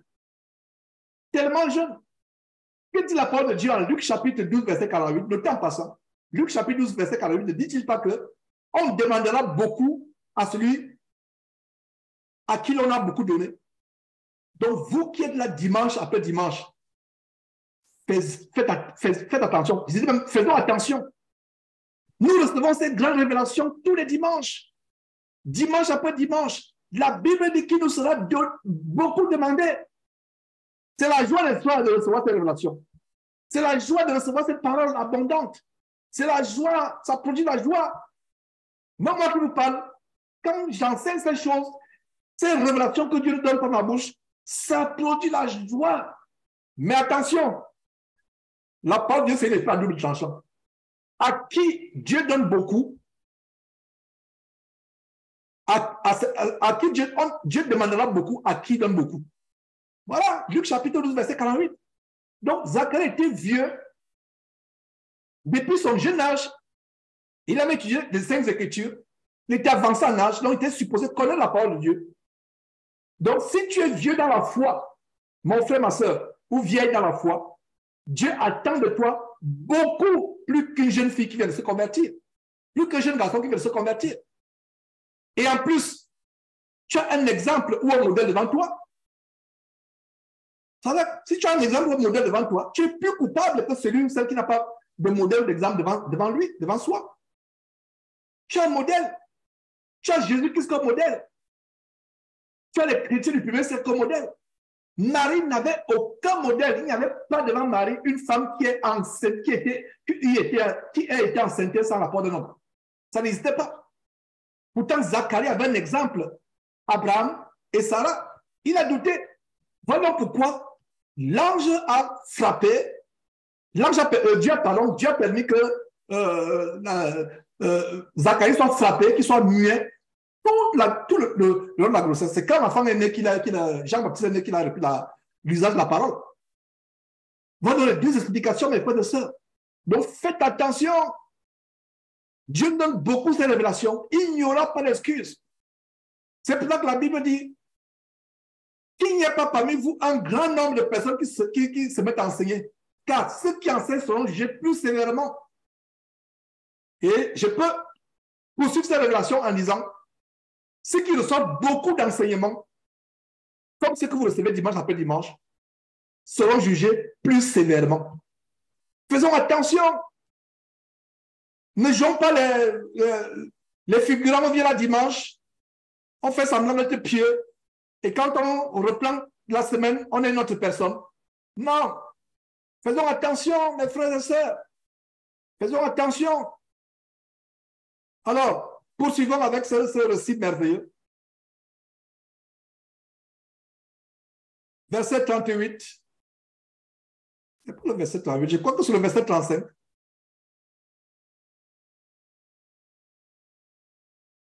Lisons à nouveau le verset 34. Marie dit à l'ange, comment cela se fera-t-il puisque je ne connais point d'homme? Verset 35, l'ange lui répondit, Le Saint-Esprit viendra sur toi et la puissance du Très-Haut te couvrira de son ombre. C'est pourquoi le Saint-Enfant qui naîtra de toi sera appelé Fils de Dieu. Fils de Dieu, il y a une très grande relation que nous voyons ici. Quand la puissance de Dieu, la puissance du Très-Haut, qui est la puissance du Saint-Esprit, vient en nous, Christ naît en nous et grandit. Voilà le même mystère aux yeux de Marie qui se reproduit aujourd'hui quand un chrétien est nouveau. Quand un chrétien, voilà le même mystère qui se reproduit. La puissance de Dieu fait naître Christ en nous. Pour les hommes, cela n'est pas possible. Humainement, cela n'est pas possible. Mais par la puissance de Dieu, être chrétien, être choisi par Dieu, être né de nouveau. Né de nouveau, ça veut dire qu'il y a une deuxième naissance. La première naissance, la naissance selon la chair et le sang et l'eau. La première naissance. On sort du ventre d'une femme après une période de gestation de 9 mois. Je ne sais pas si on dit gestation en français. J'espère que je ne parle pas anglais. Donc, après une période de gestation de 9 mois dans le ventre, on sort du ventre de sa mère. On grandit. Par la puissance de Dieu, quand nous acceptons Jésus-Christ, nous naissons de nouveau. Par la puissance du Très-Haut, il y a une nouvelle naissance spirituelle qui se produit en nous. Le Christ est en nous, grandit. Voilà le grand mystère. Regardez ce que Paul dit à Galates, le temps passant, s'il vous plaît, Galates chapitre 4, verset 19. Mes enfants, pour qui j'éprouve de nouveau les douleurs de l'enfantement, jusqu'à ce que Christ soit formé en vous. Voilà, mes enfants en qui j'éprouve les douleurs de l'enfantement. Voilà le mystère de Marie. Le mystère de Marie s'est passé physiquement. Nous, aujourd'hui, nous l'expérimentons spirituellement. Le Saint-Esprit descend à Marie. L'enfant est conçu en elle, sans l'apport d'un homme. L'enfant grandit, grandit, grandit. Au point où il naît élevé mature. C'est la même chose spirituellement. Christ vient dans le corps de Marie physiquement. Aujourd'hui, il vient à nous spirituellement. Notez encore ce verset, Galates chapitre 4, verset 19. L'apôtre Paul dit, mes enfants, pour qui j'éprouve à nouveau les douleurs de l'enfantement, jusqu'à ce que quoi se passe, jusqu'à ce que Christ soit formé, comme un enfant qui se forme dans le ventre de sa mère. Galates chapitre 2, verset 20. J'ai été crucifié avec Christ. Si je vis, et si je vis, ce n'est plus moi qui vis, c'est Christ qui vit en moi. Il y a un cantique en anglais qui chante ceci. J'ai été crucifié avec Christ. Si je vis, ce n'est plus moi qui vis, c'est Christ qui vit en moi. Voilà le grand mystère de la conception de Jésus dans le corps de Marie. Par la puissance de Dieu, Christ grandit en nous, grandit en nous, grandit en nous. Christ en nous, l'espérance de la gloire. C'est un grand mystère. Christ en nous, comment Christ peut être en nous? C'est par la puissance de Dieu. Et nous ne doutons pas. Nous prions Dieu, nous demandons à Dieu de faire manifester le Christ en nous. Nous prions avec foi, nous ne doutons pas. Humainement, c'est impossible. Aucun scientifique de la Terre ne pourra pas comprendre, aucun scientifique de la Terre ne pourra comprendre le grand mystère qui se passe quand Christ est formé dans le cœur, la vie de quelqu'un, dans le corps de quelqu'un, spirituellement parlant. Ouais, c'est un grand mystère. Dieu soit loué pour ces grands mystères que nous voyons aujourd'hui, en rapport avec la vie de Marie et la naissance du Seigneur Jésus. N'est-ce pas merveilleux? Alors continuons, verset 34. Marie dit à l'ange, on reprend le verset 34, comment se fera-t-il puisque je ne connais point d'homme? Puisque je ne connais point d'homme. Ouvrons une parenthèse en Matthieu chapitre 1 pour voir, avant de revenir en Luc chapitre 1. Luc chapitre 1, c'est le chapitre du jour en passant, pratiquement. Donc, ouvrons une parenthèse avec Matthieu chapitre 1. Matthieu chapitre 1, qu'est-ce que nous voyons? Au verset 14. Voilà. Puisque Marie dit, je ne connais point d'homme, je ne connais point d'homme. Et c'est ce que Matthieu confirme. Matthieu chapitre 1, verset 18. Voici de quelle manière arriva la naissance de Jésus-Christ.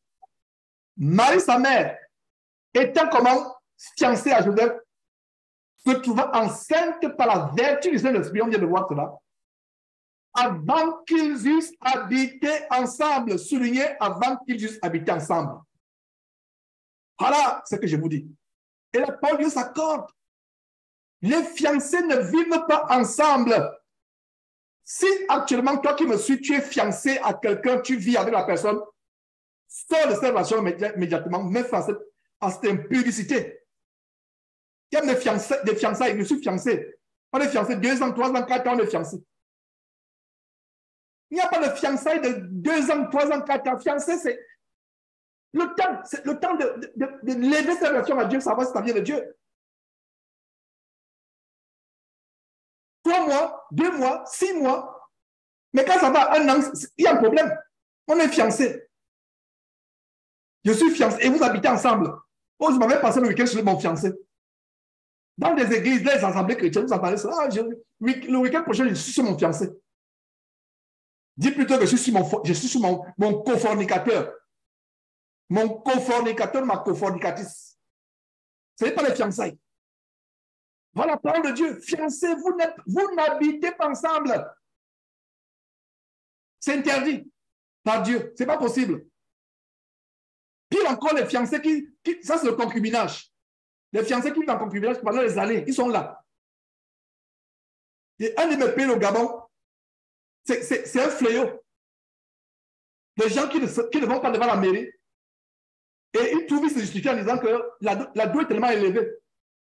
Donc on se prépare. Puisqu'on veut, c'est là où on vend la fille. Il faut 10 porcs, 2 vaches. Et moi, je n'ai qu'un salaire peut-être 200 € par mois. Comment je vais avoir 10 vaches? Un téléviseur plasma, 150 pouces. D'autres même te demandent les fusils de chasse, il n'a jamais chassé. La liste qu'on donne pour doter. Vous qui n'êtes pas africain d'origine, vous ne pouvez pas comprendre. Mais nous qui sommes africains d'origine, beaucoup de chrétiens disent qu'ils ne peuvent pas se marier. Ils vont dire, mais Georges, toi tu es aux États-Unis, c'est différent. Nous ici, c'est compliqué. C'est compliqué. Pour te marier à une liste, il faut les cochons, il faut les vaches. Il faut... je ne sais même pas. C'est seulement le ciel qui manque dans cette liste, ou la mer. Il vous demande des choses impossibles. Il vous demande la liste. Et les gens, les frères et sœurs me disent, mais Georges, c'est pour cela qu'on ne se marie pas. Il faut économiser. Des fois, tu peux économiser pendant 10 ans, ce n'est pas suffisant pour te marier. Frères et sœurs, tu maries ton enfant, c'est gratos, il n'y a pas d'autre. Si quelqu'un vient frapper à ma porte, que je veux une de tes filles pour mon fils, c'est gratos. Il n'y a même pas 5 francs. C'est gratuit, il n'y a rien. Qu'est-ce que tu vas... Il n'y a rien. Et beaucoup de chrétiens continuent à demander la dot. Il y a un aîné aux États-Unis. J'ai eu une conversation avec lui et j'ai coupé court parce que si je continuais, il devait s'enflammer, ça devait être de chamaillerie. Il a adopté sa fille. Il a adopté sa fille, il me dit, non, Georges, ce que tu dis là n'est pas vrai. Nous sommes chrétiens, nous sommes d'abord africains. Non, je ne suis pas d'abord africain. Je suis fils de Dieu, point final. Il n'y a pas d'abord. L'histoire que je suis africain, je suis camerounais, je suis américain, non. Je suis fils de Dieu, un point, un trait. Un aîné ici à Houston, il a adopté sa fille. Je lui ai dit non, la dot, moi, je ne... Il dit non. Il dit non. Jusqu'à me dire que non, je viendrai imposer ça à ta place. Je viendrai imposer. Ça, je ne peux pas accepter ça. Non. Il s'est fâché. Non. Donne ta fille, si tu veux, tu n'as pas connaissance de la parole de Dieu. Nos enfants ne sont pas à vendre. Même parmi les parents chrétiens, il y a encore les parents chrétiens qui imposent la dot pour qu'on prenne leur enfant. Prends la dot. C'est volontaire maintenant. Si toi-même, tu veux honorer tes parents, ce n'est pas interdit. Je reprends, ce n'est pas interdit. Ce n'est pas un péché d'honorer la belle famille. Ce n'est pas un péché.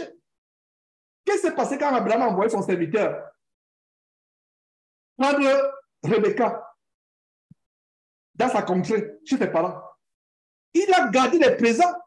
Est-ce que les parents de Rebecca ont imposé quelque chose? On dit non avant, voilà une liste. Nous voulons 100 000 chameaux. On a entendu qu'Abraham est riche. Donc nous voulons ceci, nous voulons cela. Non. Donc cette histoire qu'il faut d'abord les listes là. Et les frères disent, mais Georges, c'est pour ça qu'on ne se marie pas, c'est pour ça que... Alors, mieux vaut ne pas te marier que de vivre dans le péché. Parce que si tu meurs étant dans cette fornication, tu vas dans l'enfer. Mieux vaut ne pas te marier donc. Est-ce que je compatis? Oui, sur le plan de la chair, je compatis. Mais ma compassion ne doit pas remplacer le radicalisme de la parole de Dieu. Tu es au Gabon, au Cameroun, au moment où tu me suis. Tu vis dans une relation de fornication, disant que c'est l'adultère. Non, disant que c'est, disant que c'est les fiançailles. Sors de là immédiatement. Sors de là, même dans ces relations. Et d'autres, ils sont fiancés, mais ils ont déjà des enfants. Comment les fiancés ont des enfants? Ah, c'est mon fiancé. C'est ma fiancée. Ah, on va à l'église. Mais les enfants, ils ont 5 enfants, 10 enfants, ils sont fiancés. Ce n'est pas cela. Est-ce que vous voyez la grande leçon par rapport à la vie de Marie? Il y a des gens qui vont résoudre et dire que non, Georges, tu exagères. Marie, c'était leur temps. Les temps ont évolué. Ah bon, les temps ont évolué. Quand tu vas dans la chambre, tu pries Dieu. Seigneur Dieu, je veux une délivrance, je veux la guérison. Parce que tu as dit que tu es le même hier, aujourd'hui, tellement. Quand tu pries, tu commandes la guérison à Dieu. Tu supplies Dieu. Tu es fort ou forte pour dire Dieu est le même hier, aujourd'hui, tellement. Mais quand il faut appliquer la parole de Dieu, c'est là où tu dis non. Les temps ont changé. Vivons avec notre génération. Faisons attention. Il n'y a pas de fiançailles de cohabitation. Tu cohabites avec ton fiancé, ta fiancée, sors de là immédiatement au nom de Jésus-Christ. Si le Seigneur Jésus n'a ton personne, tu vas rater l'enlèvement. Si tu meurs dans cette relation, tu iras en enfer. Ne te trompe même pas cet instant. Ne cherche même pas à raisonner. Si les parents ne sont pas d'accord, prie Dieu, que Dieu touche le cœur. Et une femme, si c'est ta femme que Dieu t'a donné, si le miracle sera quoi? Le cœur sera touché. 2 ans, 3 ans, les cœurs des parents ne sont pas touchés. Parle de là, il n'y a pas. Demande à Dieu ta vraie épouse, ton vrai époux. Parle de là. Fiancé, fiancé, fiancé. C'est de là même, ce qui reste, c'est avoir les cartes de fiançailles. Que on voit la carte, nous sommes fiancés. Non, vous n'êtes pas fiancés, vous êtes dans la fornication. Partez de là. Sortez. Voilà, la parole, ça peut paraître dur, mais la Bible dit que le royaume de Dieu est forcé, ce sont les violents qui s'en emparent. Si tu n'es pas violent vis-à-vis de toi-même, tu n'auras pas au ciel. Tu dois être violent, tu dois te faire violence. Les fiançailles, là, c'est un moment où l'homme, le jeune homme et la jeune fille s'observent et puis Dieu demande tous les signes possibles à Dieu. Demande tous les signes possibles à Dieu. Pour ne pas faire une erreur. Pour ne pas faire une erreur. Parce qu'une fois que tu es marié, là, il n'y a plus marche arrière. C'est fini. Les chrétiens ne se marient pas 2 fois. On se marie une seule fois. Et si tu divorces là, ou si tu t'es marié avec la mauvaise personne, la personne part. C'est fini. Tu dois rester comme ça jusqu'à la fin de tes jours. Tant que la personne vit, sans même penser à un homme, à une femme. Donc, faisons attention. Mes frères et sœurs, retournons à cette parole merveilleuse qui nous montre un grand détail sur le plan des fiançailles et sur le plan du mariage. Relisons ce passage.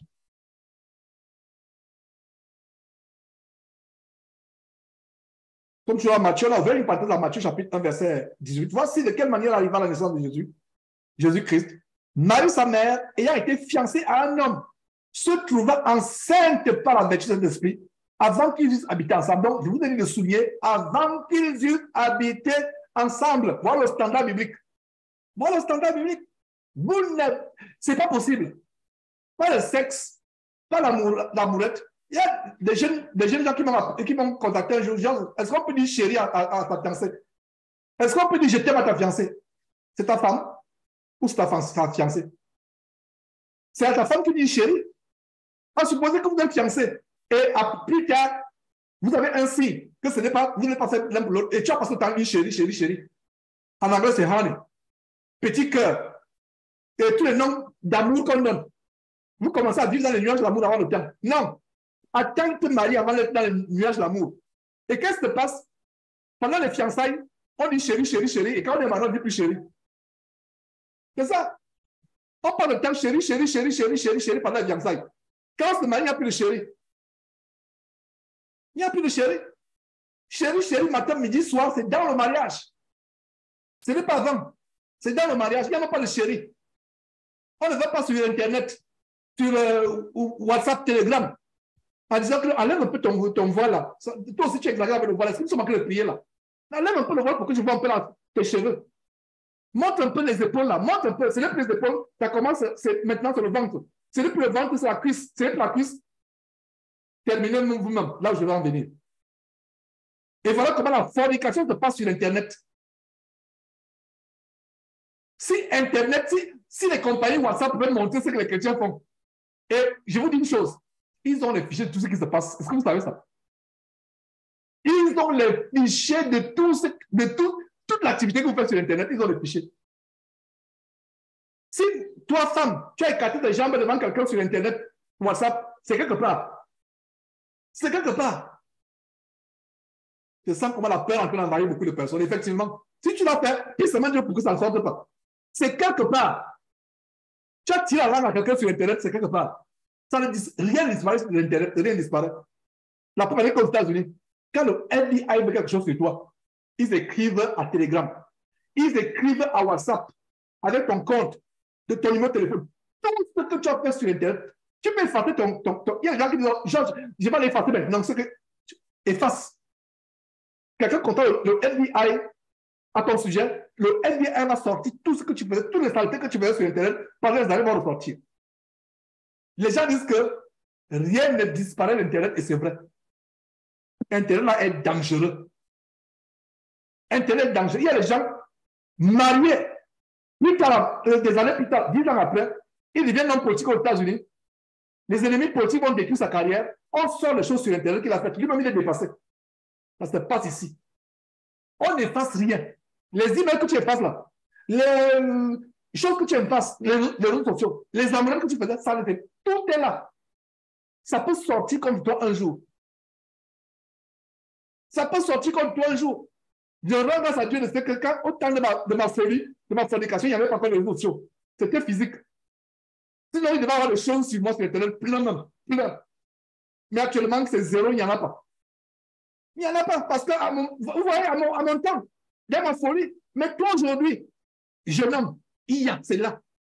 Quand tu es sur Internet, tu tires les langues avec les gens. Si tu as les langues avec ta femme, c'est tout. Chérie, chérie, chérie. Vous êtes fiancés. Quand vous êtes marié, il n'y a plus de chérie. Vous êtes maintenant comme si c'est Hitler qui a épousé, je ne sais pas, Marie-Antoinette. Enfin, les Français comprennent ce que disent les Allemands. Vous êtes maintenant en chair de faïence. Non! Faisons attention.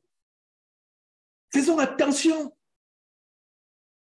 Dans les fiançailles, là, j'insiste, vous voyez, faisons attention.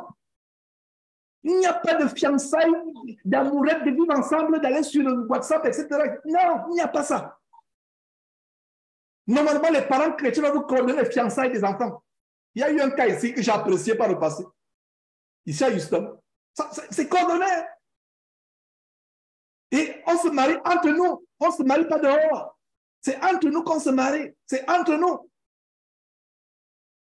C'est entre nous. Oh frère Georges, j'ai un fiancé. Tu l'as pris où? Il y a un frère qui me dit, c'est même pas il m'a dit, j'ai découvert son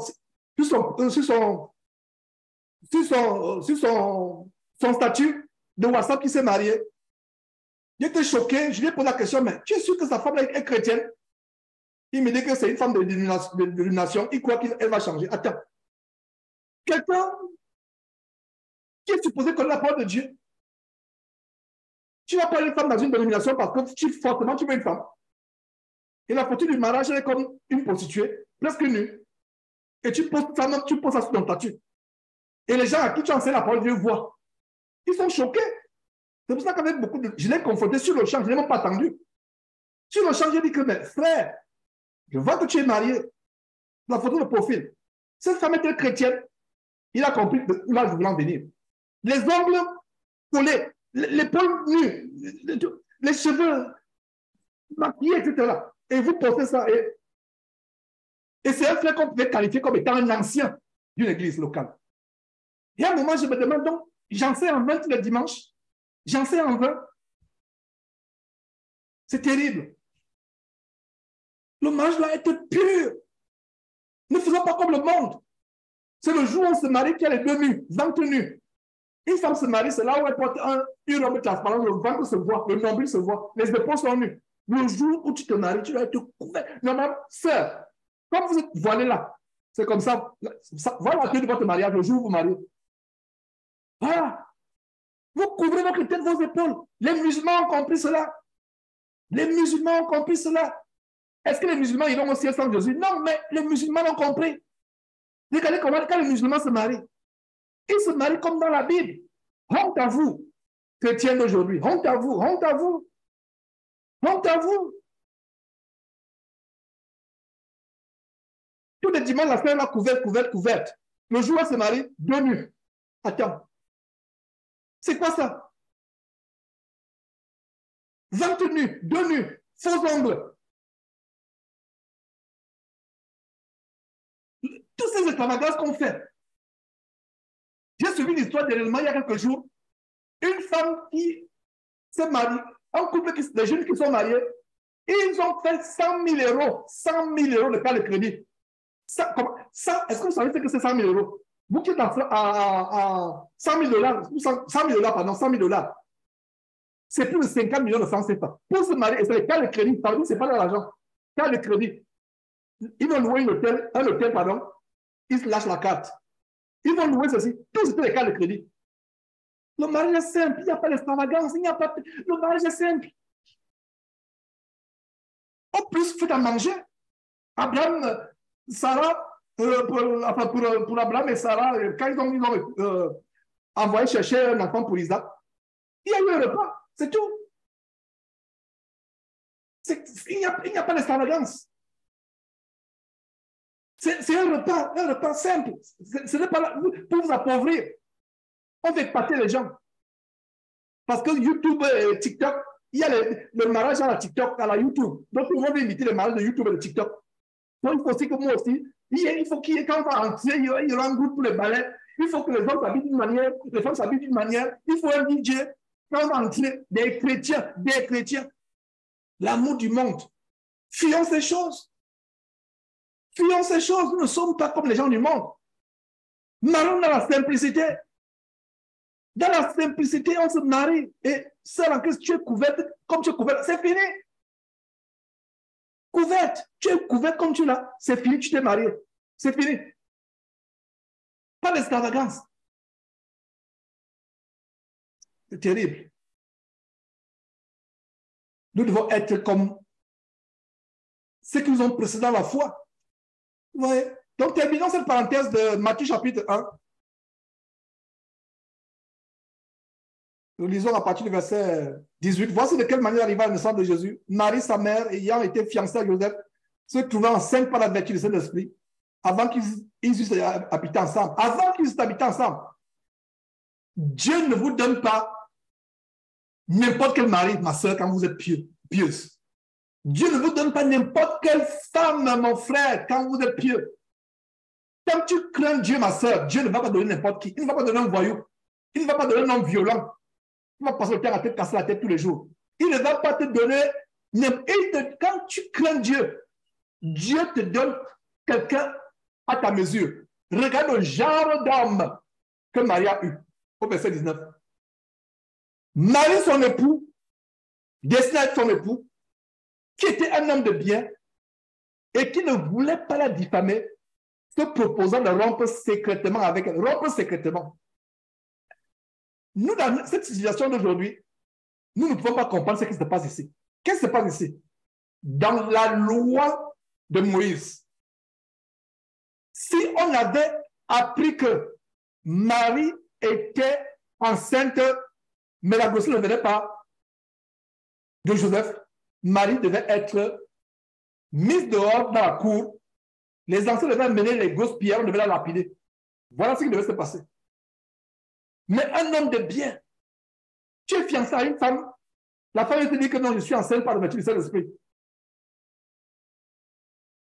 Actuellement, moi, je vous parle. Comment tu vas prendre ça, frère? Mais tu seras choqué. Tu vas lui dire que j'espère que ce n'est pas la grossesse que tu allais prendre chez Guy Zoumandama. Guy Zouma, celui qui est en prison parce qu'il a mis une fausse grossesse, le ventre de quelqu'un gonflé. J'espère que ce n'est pas sur Emmanuel, je dis même Guy Zouma, non, je parle d'une autre personne. Ce n'est pas Emmanuel Zouma qui t'a donné cette grossesse diabolique. Vous voyez? Il n'a pas diffamé sa femme. Voilà un homme de bien. Voilà celui qui devait être père pour Jésus. Voilà celui qui devait être père pour Jésus. Et on vient de voir la révélation que quand Jésus était crucifié, Joseph n'était plus sur cette terre. Marie est restée seule et il fallait que, selon les instructions de Jésus, étant sur la croix, que le disciple que Jésus aimait prenne sa mère après lui, après sa mort. Il a pris Marie avec lui dans sa maison. Tu ne peux pas parler de quelqu'un qui est marié et une femme qui est mariée, la mettre dans ta maison. Non, ça veut dire que Marie était veuve, elle était seule. Mais c'est terrible. Ce qui se passe aujourd'hui, que les gens font, qui est contraire à ce que la parole de Dieu nous montre. Il y a une autre pratique parmi les chrétiens, il y a une autre coutume parmi les chrétiens, parce que les gens ne suivent pas la parole de Dieu. Alors, Joseph, un homme de bien. Vraiment, c'est merveilleux de voir comment cet homme, c'est à ce genre d'homme que Dieu a donné comme cadeau à Marie. Donc, jeune fille chrétienne, ta virginité est un très grand prix devant Dieu. Dieu ne te donnera pas n'importe quel mari si tu crains. Je suis le crains. Si c'est la volonté que tu sois marié, il ne donnera pas n'importe qui. Mes frères et sœurs, poursuivons. Retournons à Luc chapitre 1. Luc chapitre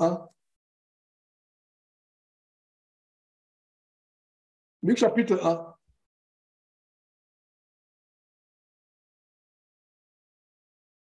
Relisons le verset 34. On a beaucoup milité au verset 34. Marie dit à l'ange, comment se fera-t-il puisque je ne connais point d'homme? C'est le verset 35 plutôt.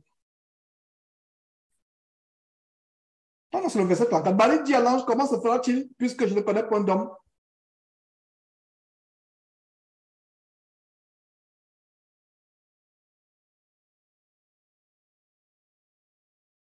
Verset 35. L'ange lui répondit, le Saint-Esprit viendra sur toi et la puissance du Très-Haut te couvrira de son ombre. C'est pourquoi le Saint-Enfant qui naîtra de toi sera appelé Fils de Dieu. Verset 36. Voici, Élisabeth, ta parente, a conçu elle aussi un fils en sa vieillesse. Et celle qui était appelée stérile est dans son 6e mois. Car rien n'est impossible à Dieu. Comment? Rien n'est impossible à Dieu. Soulignez le verset 37. Rien, absolument rien n'est impossible à Dieu. Marie n'a pas été frappée comme Zacharie, comme je disais, elle n'est pas devenue muette comme Zacharie, parce qu'elle ne connaissait pas. Et Dieu est juste dans son amour, il a compris qu'il n'y avait pas un exemple avant Marie d'une femme qui a accouché sans l'apport d'un homme. C'est pour ça que Dieu a été compatissant avec Marie, mais avec Zacharie, il n'y a pas eu d'excuse. Il était sacrificateur, il avait un exemple avant lui, l'exemple d'Abraham, l'exemple de Sarah. Regardez l'humilité de Marie au verset 38. Marie dit, je suis la servante du Seigneur. Qu'il me soit fait selon ta parole. Et l'ange l'a quitté. Regardez, une servante. Beaucoup de ceux en Christ demandent comment elle peut servir Dieu. C'est une servante. Comment elle servait Dieu? Dans la piété, dans la chasteté, c'est comme ça que tu sers Dieu. Est-ce qu'elle était déjà enceinte au moment où l'ange lui parle? Non. Mais Marie lui dit quoi? Je suis la servante du Seigneur. Marie prêchait-elle? Elle aurait été lapidée si elle entrait au temple par la Torah et dire. On l'aurait tuée. Marie ne prêchait pas la parole. Marie n'était même pas prophétesse. Mais elle dit, je suis servante. Comment était-elle servante? Sœur en Christ, pas ta chasteté, pas ta piété, Tu as le temps où tu passes à prier. Voilà comment tu sers Dieu. Voilà comment tu sers Dieu. Je suis la servante du Seigneur qui me soit fait selon ta parole. Vous voyez comment la croyance de Marie est venue quand l'ange l'a rassuré. Quand l'ange l'a rassuré, il y a aussi un détail que j'ouvre, une parenthèse que je vais ouvrir avec ce détail, à savoir que il faut éprouver aussi. Ce n'est pas forcément le signe d'incrédulité d'éprouver. Il faut éprouver. 1 Jean chapitre 4, verset 1 dit ne donnez pas foi à tout esprit, mais éprouvez les esprits. Verset 8 à nouveau, Marie dit, je suis la servante du Seigneur, qu'il le soit fait selon ta parole. Et l'ange Gabriel la quitta. Verset 9. Dans le même temps, Marie se leva et s'en alla en hâte vers les montagnes, dans une ville de Juda. Elle entra dans la maison de Zacharie et salua Élisabeth. Dès qu'Élisabeth entendit la salutation de Marie, son enfant, l'enfant d'Élisabeth, tressaillit dans son sein et elle fut remplie du Saint-Esprit. Voilà, elle fut remplie. Donc, regardez comment le Saint-Esprit a rempli Élisabeth. Et y compris l'enfant Jean-Baptiste qu'elle portait dans le ventre. Et quand elle est remplie du Saint-Esprit, elle commence à prophétiser. Au verset 42, elle s'écria d'une voix forte, tu es bénie entre les femmes, et le fruit de ton sein est béni. Regardez, tu es bénie entre les femmes.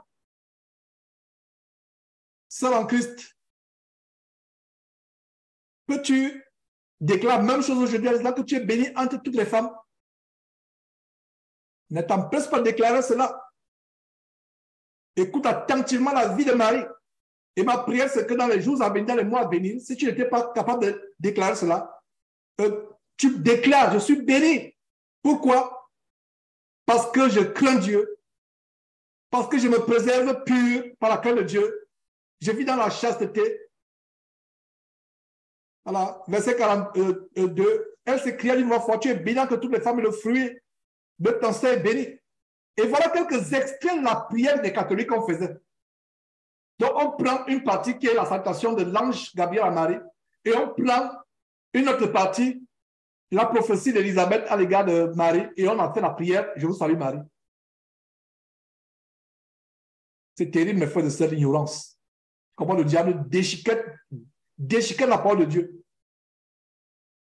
Verset 43. Comment m'est-il accordé que la mère de mon Seigneur vienne auprès de moi? Voilà comment elle a compris ce qui s'était passé au sujet de Marie. Sa parole, par révélation, verset 44. Car voici aussitôt que la voix de ta salutation a frappé mon oreille, l'enfant a tressailli d'allégresse dans mon sein. Heureuse celle qui a cru, parce que les choses qui lui ont été dites de la part du Seigneur auront leur accomplissement. Et voilà comment sa parente Élisabeth la fortifie, que ces choses qui ont été dites auront leur accomplissement. Verset 45, et Marie dit, mon âme exalte le Seigneur, et mon esprit se réjouit en Dieu, mon sauveur, parce qu'il a jeté les yeux sur la bassesse de sa terre. Regardez l'humilité. Elle ne s'est pas enflée d'orgueil. Elle n'est pas allée sur sa parole, elle dit vraiment, voilà, je suis tellement à une autre dimension. Le mot diabolique, les pasteurs et les pastrices aujourd'hui enseignent. Dimension, une autre dimension. Non, elle a dit, parce qu'il a jeté ses yeux sur la bassesse de sa servante. Un vrai serviteur de Dieu ou une vraie servante de Dieu reconnaît une seule chose, il n'est pas digne de la considération de Dieu. Il n'est pas digne du fait que Dieu l'a choisi. Regardez l'humilité de Marie. Verset 48, parce qu'il a jeté les yeux sur la bassesse. Vous savez ce que c'est la bassesse? Ça dit que vous êtes... C'est quelque chose de terne, de minable, de ridicule. Le plus bas niveau. On dirait peut-être la poubelle, la bassesse. Ce qui est nauséabond, qui n'est pas agréable à l'œil. Voici désormais, toutes les générations me diront bienheureuses. Toutes les générations, voilà. Plus de 2000 ans après, en ce dimanche l'an de grâce 2023, le 21 mai, nous sommes en train de partager l'histoire de la merveilleuse Marie. D'autres l'idolâtrent. trompés par Satan. Toutes les générations me diront bienheureuses. D'autres idolâtres. Nous n'idolâtrons pas. Aujourd'hui, nous prenons sa vie comme un exemple pour nous. Verset 49, parce que le Tout-Puissant a fait de moi de grandes choses. Regardez comment Marie a créé le prière. Regardez la prière de Marie. Une prière remplie d'humilité. Et quand vous écoutez, vous lisez Marie prier, waouh! C'est quelque chose de tellement grand. Elle nous Dieu. Qu'est-ce qu'elle dit? Parce que le Tout-Puissant, verset 49, le Tout-Puissant a fait de moi de grandes choses. Son nom est saint. Son nom est saint.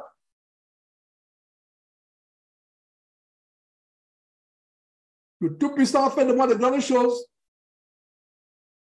Son nom est saint.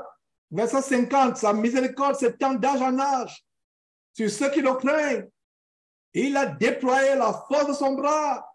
Il a dispersé ceux qui avaient dans le cœur des pensées orgueilleuses. Voilà. Voilà la révélation que Marie était l'opposé. Elle détestait tout ce qui était orgueilleux. Voilà le verset 51.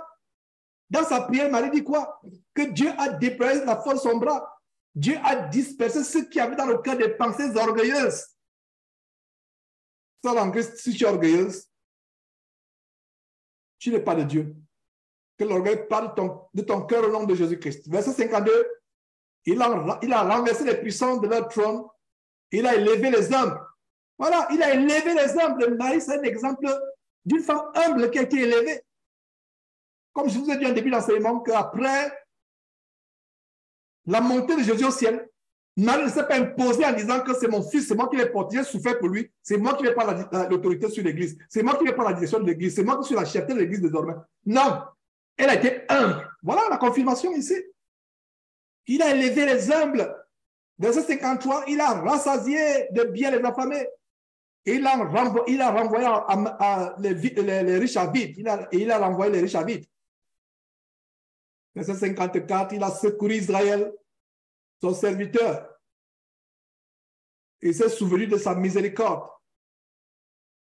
Comme il avait dit à nos pères, envers Abraham et sa postérité pour toujours. Verset 56, Marie demeura avec Élisabeth environ 3 mois, puis elle retourna chez elle. Voilà. Alors, vers la fin de cet enseignement, mes frères et sœurs, Luc chapitre 2, on voit les circonstances difficiles, les conditions précaires de l'accouchement de Marie. Et on peut lire ça en Luc chapitre 2, la condition précaire. Lisons du verset 1 au verset 7. Luc chapitre 2, verset 1 au verset 7. Qu'est-ce que nous voyons?